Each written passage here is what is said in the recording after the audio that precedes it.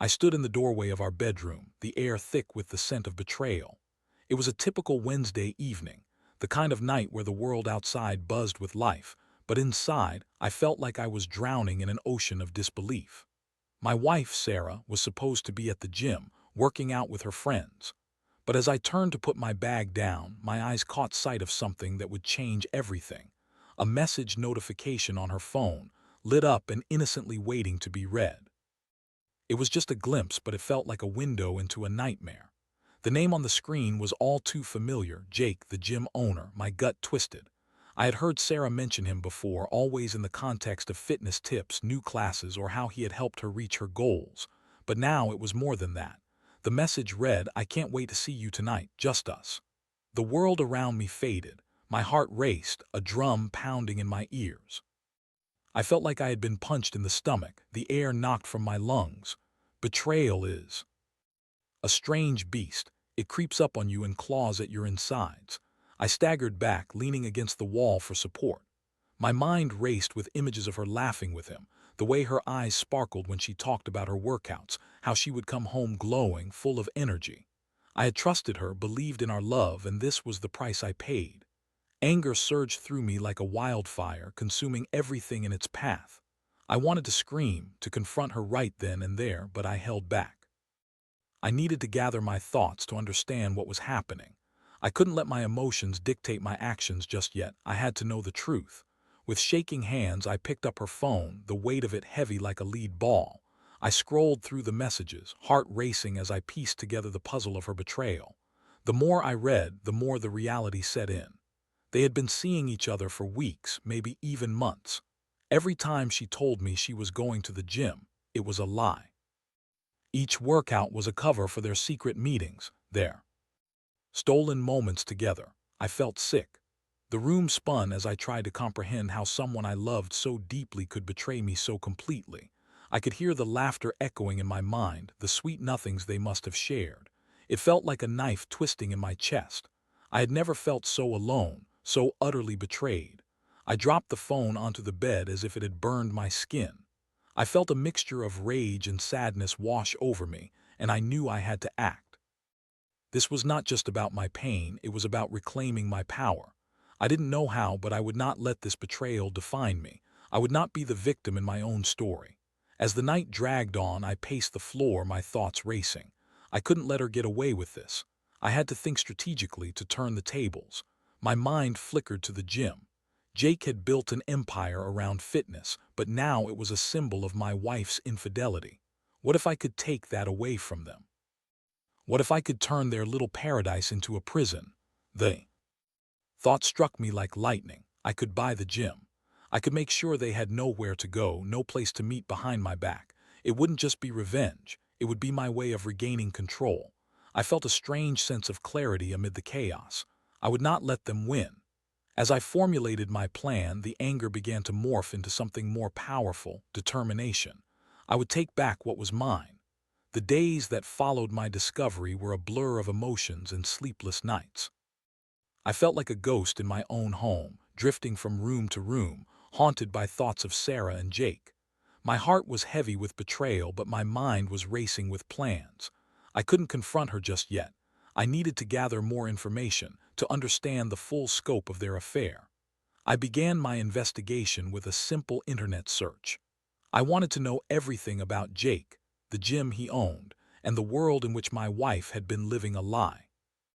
I learned that he was charismatic and well-liked, a former bodybuilder who had turned his passion into a thriving business.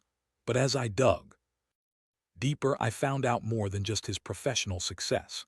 There were whispers about his relationships with female clients, rumors of flings that seemed to follow him wherever he went. It stung to know that my wife had fallen for a man like him, someone who thrived on attention, who was used to being the center of the universe. I imagined Sarah, with her warm smile and infectious laughter, wrapped up in his charm, unaware of the web of deceit he spun around her. It made my blood boil. I decided to visit the gym under the guise of wanting to get back into shape. It was a small price to pay for the insight I needed. The moment I stepped inside, I was hit by an atmosphere of energy and excitement. The sound of weights clanking and music blaring filled the air. I felt out of place, a shadow among the vibrant bodies moving with purpose.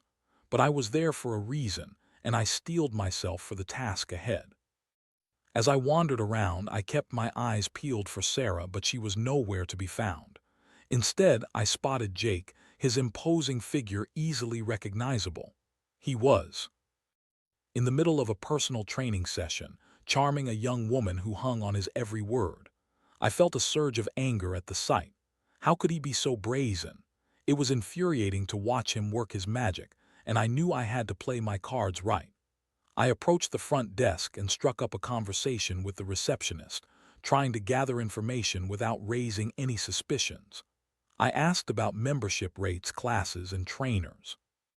I feigned interest in personal training, asking about Jake's methods and his reputation. The receptionist spoke highly of him, but I could sense a hint of caution in her voice when she mentioned his relationships with clients. It was enough to confirm my suspicions. Over the next few days, I made several visits to the gym, each time observing Jake and the interactions he had with the women around him. I began to notice a pattern. He had a way of making them feel special, important. I could see how Sarah might have been drawn to him, but it only fueled my resolve. I had to act. I decided to confront Sarah about my findings, but not until I had a solid plan in place. I needed to know exactly how deep this affair went and how much she cared about him. I started digging into her social media accounts looking for clues. I found photos of her at the gym, often with Jake in the background, always smiling, always having fun. It made my stomach turn. One evening, I sat on the couch, scrolling through her photos, and I stumbled upon a message thread between Sarah and her best friend. They were discussing her workouts and mentioned how much she admired Jake's dedication and how he had helped her achieve her fitness goals. But it was one particular message that caught my eye. Sarah had written about how she felt a connection with him, how he understood her in ways I didn't. The words felt like a slap in the face. I had always supported her fitness journey, encouraged her to pursue her passions, and yet here she was, confiding in someone else, sharing her vulnerabilities. I felt like a fool and the anger bubbled up again. But this time, it was mixed with something darker, an insatiable desire for revenge. I knew I had to confront her soon, but I needed to keep gathering evidence. I began to follow her discreetly, tracking her movements. I felt like a private investigator, watching her through the lens of my own heartbreak. Each time I saw her laughing or smiling with Jake, it was a dagger to my heart. But I also realized something else during this time. I was changing. The pain was sharpening my focus, and I was becoming more determined to take control. I was no longer the passive husband who would sit back and let the world dictate my fate. I was a man on a mission, and I would not stop until I had reclaimed my dignity. The more I uncovered, the clearer my path became. I was ready to take action. I could buy the gym, expose their affair, and ban them both from a place where they had built their twisted little world. I would not just be a victim. I would be the architect of my own revenge. As I sat in my car outside the gym one evening, watching the sun dip below the horizon, I felt a surge of empowerment. I had a plan, and soon I would set it in motion. In the days that followed my surveillance, I found myself consumed by a singular thought. I needed to buy the gym. It was no longer just a place where Sarah and Jake met. It had transformed into a battleground for my emotions. Every time I drove past its bright neon sign, I felt a mix of rage and determination. The idea of owning that place, of taking away their secret haven, was intoxicating. I could see it all unfold in my mind. The moment I would march in, confront them both, and take back control of my life. But first, I had to make sure I could actually pull this off. I started researching the gym's financials, its ownership status, and the local real estate market. I needed to know everything about the business. I spent hours in front of my laptop, calculating potential costs, figuring out how to secure a loan, and even reaching out to a few local real estate agents. My heart raced with every new piece of information I uncovered. This was my chance to flip the script on the narrative that had so cruelly played out in front of me. I learned that the gym was doing Well, but it had its challenges. The owner, Jake, was ambitious, but there were whispers of financial strain. I could use that to my advantage. If I played my cards right, I could swoop in and make an offer that would force him to sell. The thought of taking away his precious gem while simultaneously cutting off the connection he had with Sarah sent a thrill through me. One evening, while sipping a whiskey to calm my nerves, I mulled over the logistics. I would need to confront Sarah first to let her know I was aware of everything. I pictured the scene vividly, her shock, her denial, the way she would try to spin the narrative to make herself the victim. But I wouldn't let her. I would stand firm, armed with the truth. I needed to be the one in control, not her. The next day, I scheduled a meeting with a local business broker who specialized in gym ownership. I felt a mixture of excitement and anxiety as I entered his office. The walls were adorned with pictures of successful gym owners and motivational quotes that seemed to mock my situation. As I sat across from him, I laid out my intentions. I explained that I was interested in purchasing a gym and wanted to know the process. He listened intently, nodding as I spoke, but I could see curiosity in his eyes when I mentioned the gym's name. "Are you familiar with it?" I asked, trying to gauge his reaction. "Yes," he replied, leaning back in his chair. "It's a popular spot. The owner is well liked, but I've heard he's been having some issues lately. Why do you want to buy it?" I hesitated for a moment, unsure of how much to reveal. "Let's just say I have a personal stake in it," I finally said. He raised an eyebrow, intrigued. "Well, if you're serious, I can help you with the valuation and negotiations. Just be prepared. It might take some time." I nodded, feeling a surge of determination. I had made my decision. Buying the gym would not only be a way to put an end to Sarah and Jake's affair, but also a means to reclaim my power. I wasn't just reacting to a betrayal. I was taking proactive steps to shape my future. That evening, I called Sarah and asked her to meet me at a local coffee shop. My heart raced as I prepared for the confrontation. I had rehearsed what I would say countless times in my head. I would remain calm, collected, and unwavering. No tears, no pleading, just the truth. When I arrived, I spotted her sitting at a corner table, her face lit by the warm glow of the cafe lights. She looked beautiful, and for a moment I felt a pang of nostalgia, but I quickly pushed those feelings aside. I had to stay focused. "Hey," she greeted me, smiling. "Hey," I replied, forcing a smile in return. I took a deep breath, feeling the weight of my decision bearing down on me. "We need to talk." Her expression shifted, concern flickering across her face. "What's wrong?" I leaned in, lowering my voice. "I know about you and Jake." The silence that followed was deafening. I watched as her eyes widened in shock, then narrowed in confusion. "What do you mean?" "I saw the messages, Sarah. I know you've been seeing him behind my back." Her response was immediate, a mixture of denial and defensiveness. "That's not what you think. It's not like that." I held up a hand to stop her. "Save it. I've seen enough to know that it is exactly what it looks like. I didn't come here to argue. I came to tell you that I'm buying the gym." Her face paled, and for a moment I reveled in the shock that washed over her. "What? You can't be serious." "Oh, I'm very serious. I've already started the process. You and Jake will have nowhere to go." The look of disbelief on her face was worth every sleepless night, every moment of pain I had endured. I felt a rush of power surging through me. I was no longer the victim, I was the one in control. As she sputtered out protests, I remained calm. I had made my decision, and nothing would deter me now. I was ready to execute my plan, ready to reclaim my life from the ashes of betrayal. After my confrontation with Sarah, I felt a strange mix of exhilaration and anxiety. I had laid my cards on the table, and now it was time to put my plan into action. I had made the decision to buy the gym, and I was determined to see it through. I spent the next few days diving headfirst into the intricacies of gym ownership, consulting with my broker and gathering the necessary financial documents. The broker, Mark, was helpful but cautious. "This is a big undertaking," he reminded me during our next meeting. "You need to be sure about this. It's not just about revenge, it's about running a business." I nodded, absorbing his words. I understood the gravity of what I was doing, but my motivations were clear. This was not just about taking revenge on Sarah and Jake. It was about reclaiming my life and my dignity.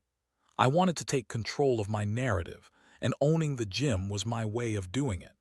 As the days turned into weeks, I immersed myself in the gym's operations. I learned about its membership base, the trainers, and the market competition. I visited the gym frequently, pretending to be a potential investor while observing everything. I noted the dynamics between Jake and the staff, and the way he interacted with the members, especially the women. Each encounter only fueled my determination to take him down. Finally, the day came when I received the call from Mark. "The owners are ready to negotiate," he said, his voice filled with excitement. "If you're serious, we can make an offer." I felt a rush of adrenaline. This was it. I was ready to make my move.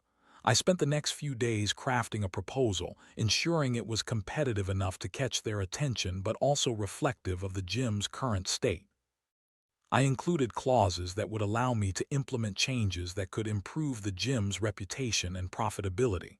When I submitted the proposal, I felt like I was standing on the precipice of a new beginning. I was no longer just the betrayed husband.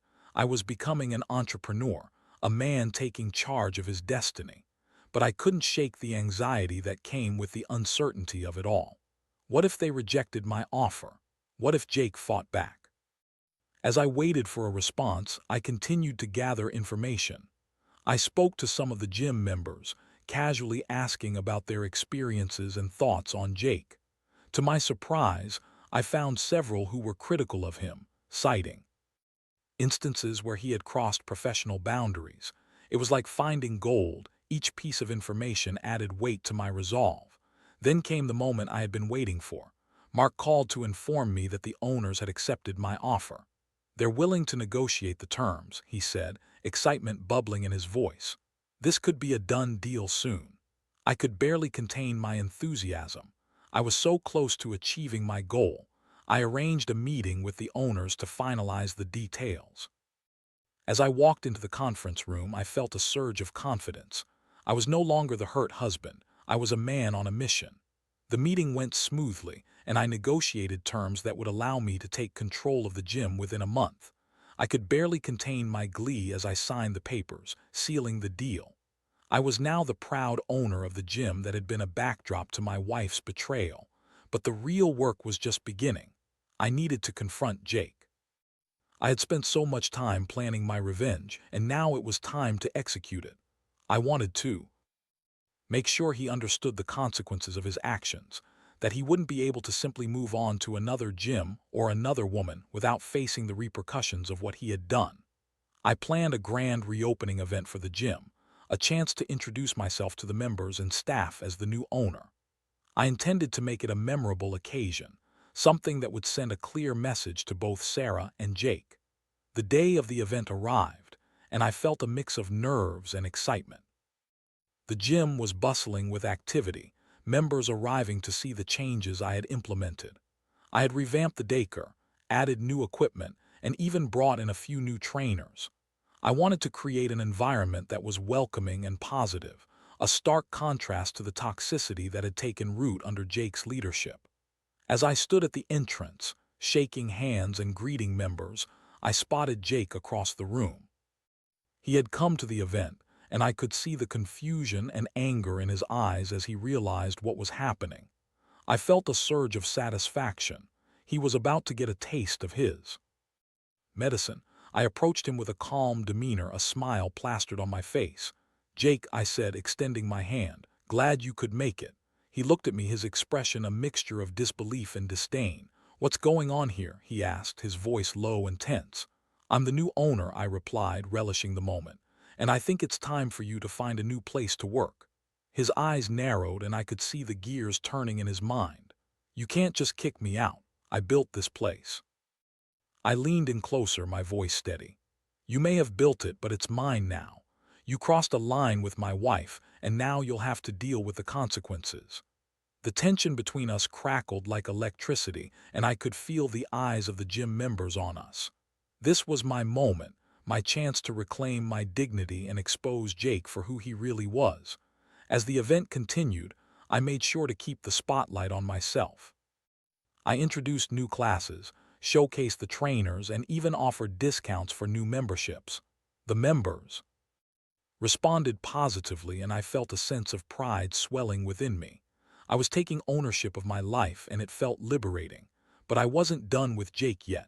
I knew I needed to make a statement to ensure that he understood the gravity of his actions. I pulled one of my new trainers aside and whispered my plan to him. He nodded, a knowing smile spreading across his face. As the event wound down, I gathered the members for a toast. I raised my glass, looking around the room filled with eager faces. Thank you all for being here today. I want this gym to be a place of growth, community, and positivity. Let's make it great together. The cheers and applause filled the room, but my focus remained on Jake. I could see the frustration etched on his face, and it only fueled my resolve. I had taken back what was mine, and I wouldn't let him ruin this moment for me. After the event, I watched as Jake left, his expression dark and brooding. I knew he wouldn't go down without a fight, but I was ready for whatever he threw my way. I had reclaimed my life, my power, and now it was time to move forward on my own terms. The days following the grand reopening were a whirlwind of activity.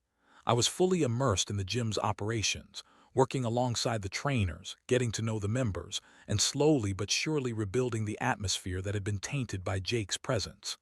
Each interaction, each smile from the members, felt like a small victory. But I knew that this was only the beginning. Jake wouldn't just walk away quietly. True to my expectations, he didn't waste any time. A few days after the event, I received a call from him. "We need to talk," he said, his voice laced with anger. "You can't just take my gym and expect me to fade into the background." I took a deep breath, feeling a mix of anxiety and anticipation. "I think you know exactly why we need to talk, Jake. You crossed a line and now you're facing the consequences." "Consequences?" he scoffed. "You think you can just kick me out and that's the end of it? I built this place and I have a following. You're nothing without me." I could hear the desperation in his voice, and it only fueled my resolve. "You may have built it, but you lost the trust of the members when you betrayed your clients and crossed boundaries. You're not welcome here anymore." His silence was deafening. I could practically hear the gears turning in his mind as he processed my words. "Fine, let's settle this like men. I'll meet you at the gym tomorrow." I agreed, feeling a surge of adrenaline. This was the moment I had been waiting for. I would confront him face to face, and I would ensure he understood that I wouldn't back down. The next day, I arrived at the gym early, preparing myself for the confrontation. I was determined to remain calm and collected, but there was an undercurrent of tension that I couldn't shake. I paced the floor, taking deep breaths, reminding myself of the reasons I was doing this. I was reclaiming my dignity, taking control of my life, and I wouldn't let him intimidate me. When Jake arrived, he strode in with an air of confidence, but I could see the tension in his posture. He was trying to play it cool, but I knew better. I stood tall, meeting his gaze as he approached me. "Let's get one thing straight," he said, his voice low and menacing. "I'm not going anywhere. You think you can just waltz in here and take what's mine? You're in over your head." I felt a rush of defiance. "You think I'm afraid of you. You may have had power here before, but you've lost it. The members don't trust you anymore, and I won't allow you to manipulate them again." He stepped closer, his eyes narrowing. "You think you can just erase me from their memories? I have connections, and I won't hesitate to use them. You'll regret this." I held my ground, refusing to back down. "You've already lost, Jake. The gym is mine now. You no longer have a place here, and I will make sure everyone knows why." For a moment, we stood there, locked in a battle of wills. I could sense the anger radiating off him, but I also felt a strange sense of empowerment. I was no longer the man who had been blindsided by betrayal. I was the man standing firm in the face of adversity. "Let's see how long you can keep this up," he finally spat, turning on his heel and storming out of the gym. I exhaled slowly, feeling a wave of relief wash over me. The confrontation had been tense, but I had stood my ground. I knew that this wouldn't be the end of it. Jake would likely retaliate in some way, but I was prepared for whatever came next. I had fought for my dignity, and I wouldn't let him take that away from me. As the days went by, I focused on rebuilding the gym and fostering a sense of community among the members. I implemented new classes, hosted events, and sought feedback from everyone. The energy in the gym was shifting, and I could feel a palpable sense of excitement among the members. They were starting to trust me, and that meant everything. Then came the rumors. Members began to approach me, whispering about Jake's attempts to undermine me. He was spreading lies about my ownership, claiming I was inexperienced and would run the gym into the ground. I knew he was desperate to regain his foothold, but I also knew I had to address it head on. I decided to hold a members' meeting, a town hall of sorts where I could address the rumors and reaffirm my commitment to the gym. As I stood in front of the gathered members, I felt a mix of nerves and determination. "Thank you all for coming," I began, my voice steady. "I want to address some concerns that have been circulating regarding my ownership and the future of this gym.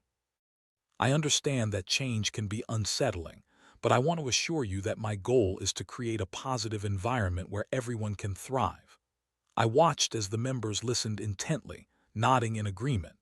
"I know there have been rumors about my inexperience. I want to be transparent with you all.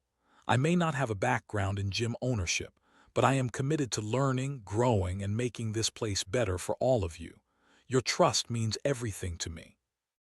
As I spoke, I could see the members responding positively. They appreciated my honesty, my vulnerability. I shared my vision for the gym, the changes I planned to implement, and the community I wanted to foster. I could feel the energy in the room shifting, and it filled me with hope. After the meeting, several members approached me, expressing their support. They voiced their excitement about the new classes and the sense of community I was building. I felt a renewed sense of purpose, knowing that I was moving in the right direction. But I also knew Jake wouldn't give up easily. I had to stay vigilant, ready for whatever he had planned. As I left the gym that evening, I felt a mixture of determination and apprehension. I had taken back control of my life, but the battle wasn't over yet. I would face whatever challenges came my way, armed with the strength I had found within myself. The weeks turned into months, and as the new owner of the gym, I found myself immersed in a journey of transformation, not just for the gym, but for myself. Each day presented new challenges, but I had learned to embrace them. I was no longer the man who had been blindsided by betrayal. I was a man who had reclaimed his power and his life. Jake, on the other hand, had become a ghost of his former self. He tried to rally some of the members against me, but with every attempt, he only alienated himself further. I had anticipated his moves, and with the support of the members, I had built a strong community that wouldn't be swayed by his lies. Each time he attempted to undermine me, I responded with transparency and confidence, reinforcing the trust I had cultivated. One evening, after a particularly successful fitness class, I sat in my office, reflecting on how far I had come. I thought back to the moment I discovered Sarah's betrayal. It had felt like a crushing weight, but it had also ignited a fire within me, a fire that had driven me to take control of my narrative. I realized that the pain of betrayal had transformed into something powerful. It had propelled me into a journey of self-discovery and growth. I had also begun to heal from the emotional scars Sarah had left behind.